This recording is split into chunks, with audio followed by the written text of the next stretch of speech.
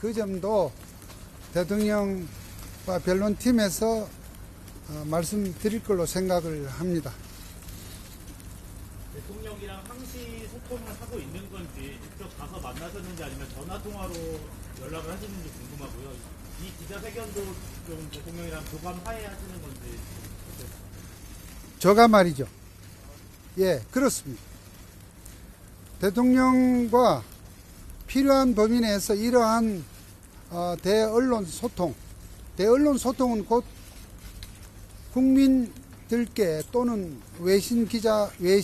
외국을 포함해서 지금 대통령과 그 변호팀의 입장이 나올 때까지라도 좀 최소한의 소통이 필요하다는 그런 취지에서 대통령과 필요한 범위 내에서 충분히 소통을 하고 있습니다. 얼굴도 보기도 했다는 말씀까지 드리겠습니다. 지난번에 그 대국민담회에서 법적 정치적 책임지겠다고 하셨는데 네. 그것도 지금 유효한지 아직도.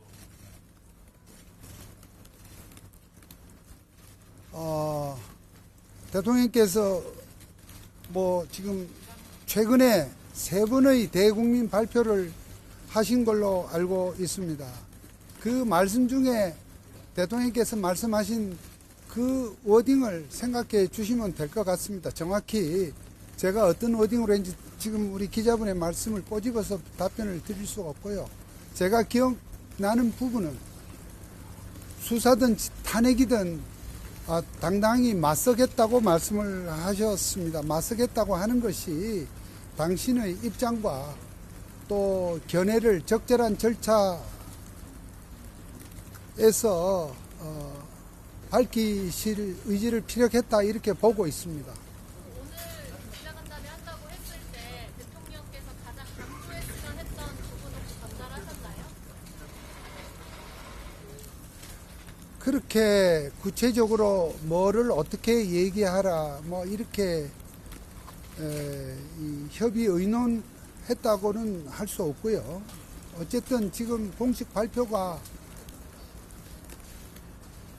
공식적인 대응이 정식적인 대응이 아직 안 되는 상태에서 많은 언론 또 기자분들이 궁금해 하시는데 이거를 아무 얘기를 하지 않을 수는 없다. 그래서 할 수 있는 범위 내에서 수사 또는 재판 또는 헌법 재판, 탄핵 심판에 대한 그런 법적 대응 이런 부분은 지금 준비 중에 있는 변론팀이 짜이면 거기서 이렇게 하겠습니다만은 그러한 선을 넘지 않는 범위 내에서 그래도 기자분들에게 좀 말씀할 수 있는 것은 제가 지금 대통령님의 의중과 또 돕는 대통령의 의중과 이번 이 사태 대처를 돕는 분들과의 교감 속에서 제가 그래도 말씀드릴 건 드리고 또 아직 그런 부분을 저보다는 공식 변론팀에서 말씀해야 될 부분을 좀 구분해서 말씀을 하겠다고 해서 그렇게 동의를 했습니다. 아까 수사에 당당하게 맞서겠다 이렇게 말씀해 주셨는데 헌재에서 보내는 서류들 왜 수치 거부하시는지 여쭤보겠습니다. 그런 사항도 대통령과 변호인 단에서 나중에 정돈한 입장을 말씀을 드릴 것으로 생각됩니다. 제가 제 견해를 말씀드리는 건 이 시점에서 어떤 견해를 말씀드리기는 어렵습니다. 변호인단 선임 늦어지는 게 출석 늦춰가지고 수사 지연시켜 의도 아니냐는 비판도 있는데 어떻게 보십니까? 뭐 그런 질문에 대해서 제가 바로 답변을 드리기는 어렵겠고요. 다만 지금 대통령께서 최적의 어떤 그 변호인단을 이렇게 구성하기 위해서 여러 가지 지금 생각을 하고 준비 중에 있다는 정도로만 말씀을 드리겠습니다. 민주당의 수사 가이드를 받고 있는 검경의 수사를 무시하는 것도 하나의 전략이라고 하는데 그 방법에 대해서는 고려하지 않으십니까? 제가 참 오늘 이런 자리를 이렇게 만들면서 참 고민하고 곤혹스러울 거다고 예상했던 부분들입니다만 대단히 죄송스럽게도 하여튼 그런 부분들에 대해서 제가 코멘트를 하기는 지금은 아니라고 생각을 하고요. 어쨌든 조금만 더 기다려 주십시오. 많은 국민들이 대통령님의 건강을 목표하고 있습니다. 대통령님의 건강을 김홍일 변호사랑 윤곽근 자, 변호사 아니 여기 말씀을 좀 하신기라. 어쨌든 대통령께서는 거듭 이번의 계엄 선포로 인해서 국민 여러분들께서 놀라시고 또 충격을 받으신 부분에 대해서는 이미 국민께 사과를 했고 또 앞으로 기회와 절차가 있을 때에 하실 것으로 봅니다. 그와 같은 송구한 마음에는 아무런 변화가 없고요. 다만 앞으로 전개될 사법 절차 그리고 헌법재판 절차에는 대통령으로서 국가 최고 지위에 있는 입장에서 왜 이 상황을 국가 비상사태로 보게 되었고 그렇게 해서 헌법적 수단의라고도 할 수 있는 비상계엄을 선포하게 됐는지 등등에 관한 부분 그에 이르기까지의 국정 최고 책임자로서의 고충 이런 부분들에 대해서 소신껏 그 입장을 피력하겠다는 것이 당당하게 맞선다는 뜻이지 어떠한 하여튼 조금이라도 어떤 이 사항에 대해서 뭐 이렇게 일각에서 말씀하시는 뭐 그런 좀 너무나 일방적인 생각 뭐 이런 뜻이 아니고요. 소상히 그러한 입장과 견해를 피력하겠다 하는 그 입장입니다. 뭐 건강 질문하셨는데 제가 답할 상황은 아닙니다만 건강하십니다. 네, 이제 그만하시죠. 예? 야당에 대한 경고 목적이었다고 하셨고 네. 그것에 대해서 충분히 예상하셨다고 그랬는데요. 그거랑 좀 상반된 진술들이 나오고 있는데 그 부분에 대한 입장은 그 부분도 다음에 변호인 팀이 조만간 정돈된 답변을 하실 것으로 생각이 됩니다. 공수처로 일어나된 이후에 대통령님 반응은 혹시 어떠셨는지랑요. 김홍일, 윤곽근 변호사 외에 추가로 합류한 변호사 혹시 있으신지요? 어쨌든 지금 공수처로 수사가 이렇게 넘어갔다는 뉴스를 저희들이 봤는데 하여튼 그 부분에 대해서도 제가 말씀드리기보다 곧 변호인단에서 또는 대통령께서 언급하실 것으로 생각이 됩니다. 대통령이 의원들 다 끌어내라 이런 진술들이 나오고 있는데 대통령 다 부인하고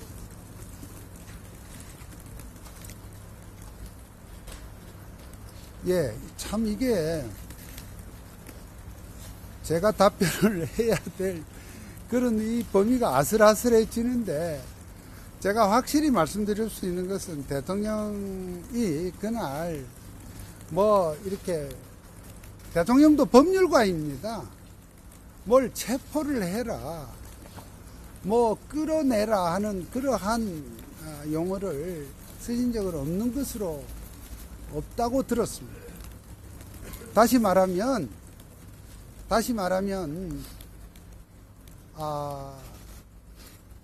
실무장하지 않은 그러한 상태의 군 300명 미만의 군인들이 그날 국회로 간 상황이었고요. 그 넓은 이 의사당, 국회의사당 그 주변에 그 정도밖에 인원이 되지 않았고 또 대통령께서 절대 시민들과 충돌하지 마라.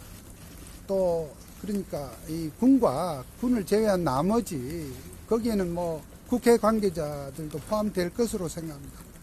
그러한 지시를 이렇게 지시와 당부를 했다고 알고 있습니다. 시민과 충돌 차별하지 말라는 지시는 누구한테 한 겁니까? 그런 사항까지는 다음에 우리 변호인단에게 물어주십시오. 제가 그런 사항까지 다 일일이 오늘 답변 드리기는 어렵습니다. 아니, 또 윤 대통령이 내란죄가 아니라 입장입니까? 대통령은 기본적으로 여기서 제가 어떤 법리적 어떤 논거로 이렇게 주장을 하는 것은 제의 말씀 범위를 넘어서는 일입니다. 그 부분은 대통령과 변호인단에서 정리된 입장을 머지않은 시점에 내놓을 것이고요. 대통령께서는 기본적으로 전 국민들에게 언론에 그리고 각 해외로 전파되는 해외로까지 전파되는 이러한 대통령의 그 선포 기자회견을 통해서 비상계엄을 선포했는데 정말 이걸 내란으로 본다면 내란을 예고하고 하는 내란을 이 어디 있나. 그리고 또 헌법 절차에 따라서 국회가 2-3시간 만에 계엄 해제를 요구한 사항 역시 헌법 절차에 대통령으로서 따랐습니다. 그러니까 그만두는 내란이 어디 있나 이런 생각을 하시고 있습니다. 다시 말해서 정말 비상계엄이라고 하는 좀 충격적인 사항입니다만은 그러한 헌법적 권한 행사가 필요할 만큼 적어도 대통령의 입장에서 망국적 비상 상황으로 보았고 그렇게 해서 국정의 정상화를 위해서 필요하다고 생각하고 대통령으로서의 권한을 이렇게 행사했다는 생각을 기본적으로 하고 있습니다. 그러니까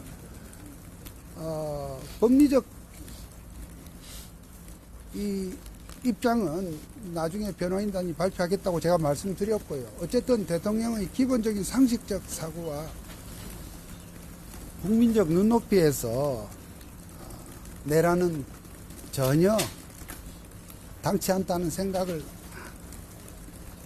하고 있다고 생각합니다. 자, 말씀하신 대로 하면, 잠시만. 말씀하신 대로 하면, 예. 자, 주요 요인 14명 체포, 그 다음에 한동훈 여당 당대표 사살, 이런 뉴스까지 나오고 있는데, 자, 국회 침입까지, 창문까지 뚫어서 군인이 들어가서 국회의원을 끌어내렸던 정황까지 라이브를 통해서 나왔습니다. 자, 이 점에 대해서 어떻게 생각합니까? 그게 국정 정상화와 윤석열 대통령이 예산안을 주지 않았기 때문에 계엄령을 뗀다. 이런 뉴스가 계속 나오고 있잖아요. 그거에 대해서 어떻게 생각하십니까? 저의 생각을 여기서 말씀드리는 자리가 아니겠고요.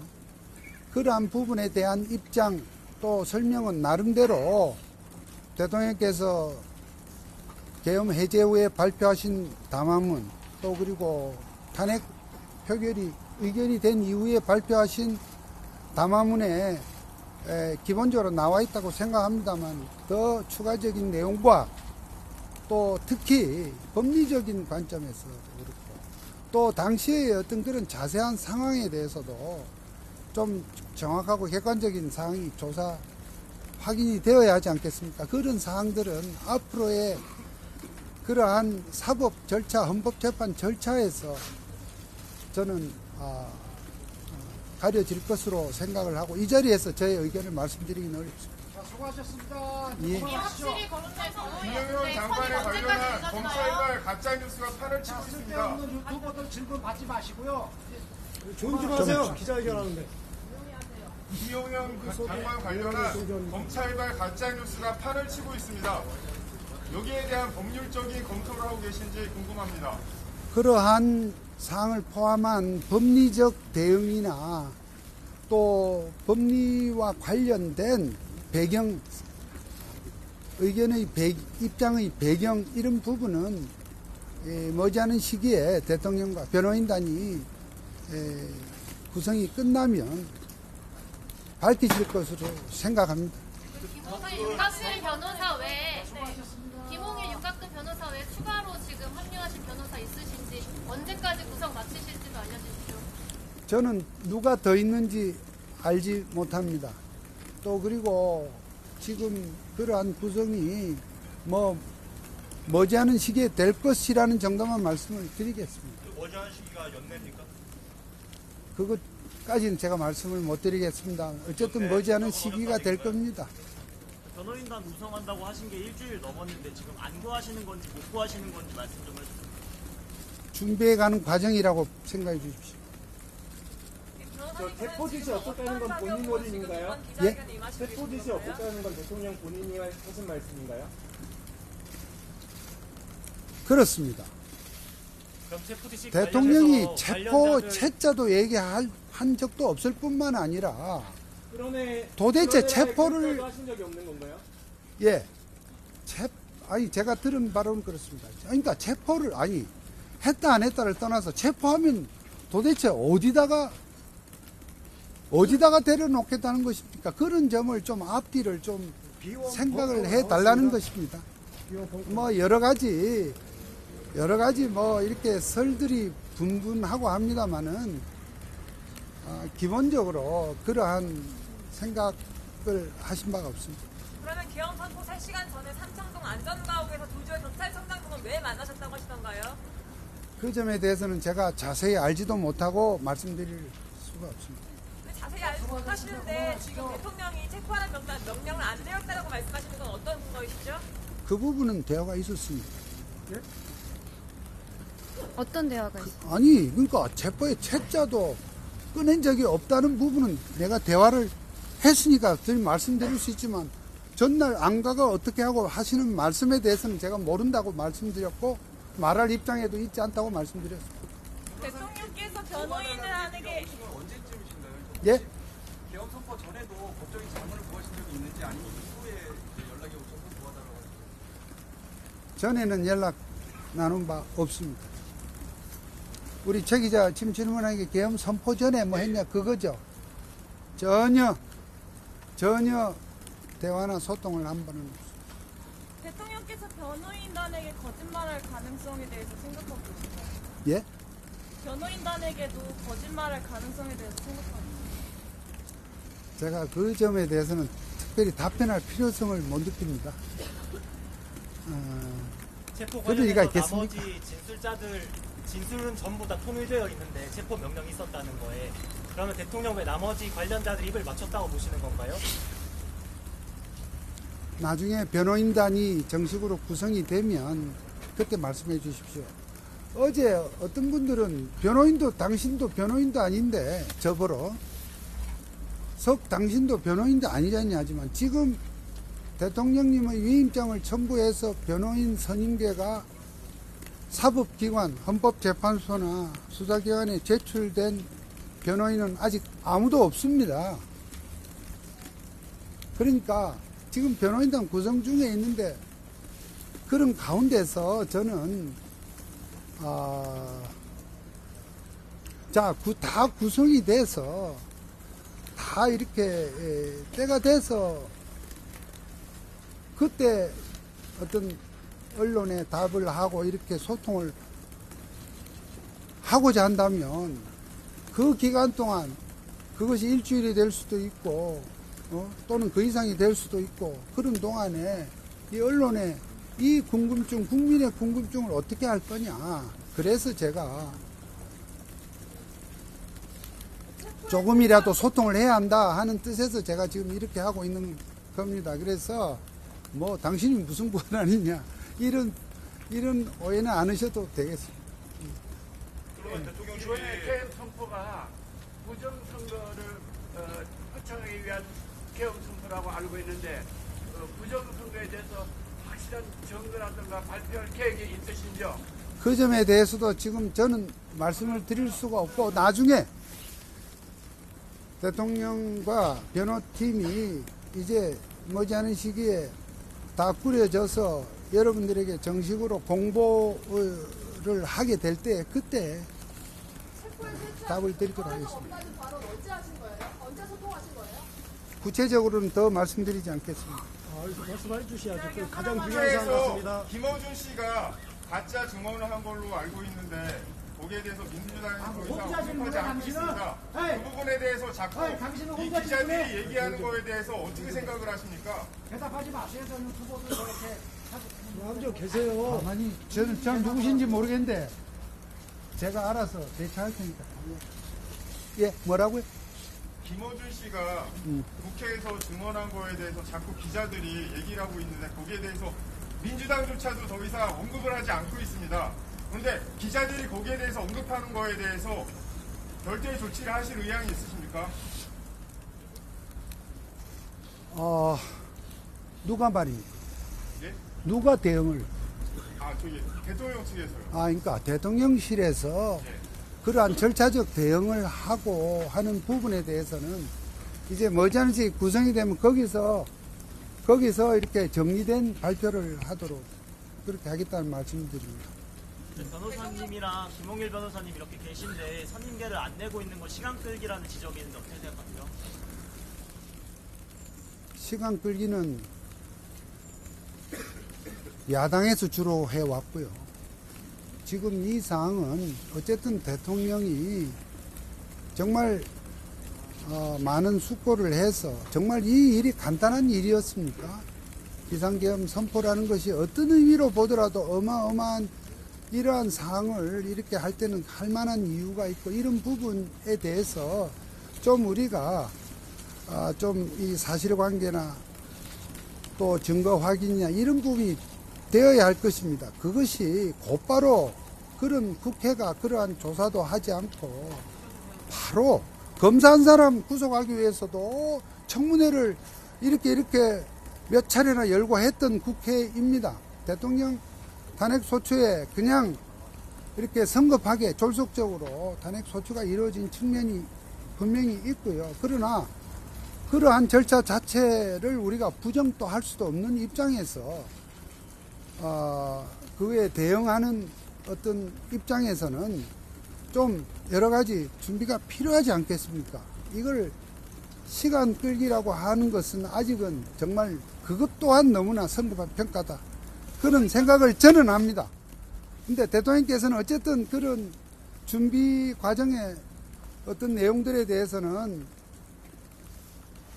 제가 함부로 좀 언급을 안 하는 것이 좋겠다 하는 그런 요청이 있었습니다. 변호사님 말씀하신 것처럼 대형 선포 요건에 대해서는 이제 판단의 여지가 있는 것 같은데요. 예. 그때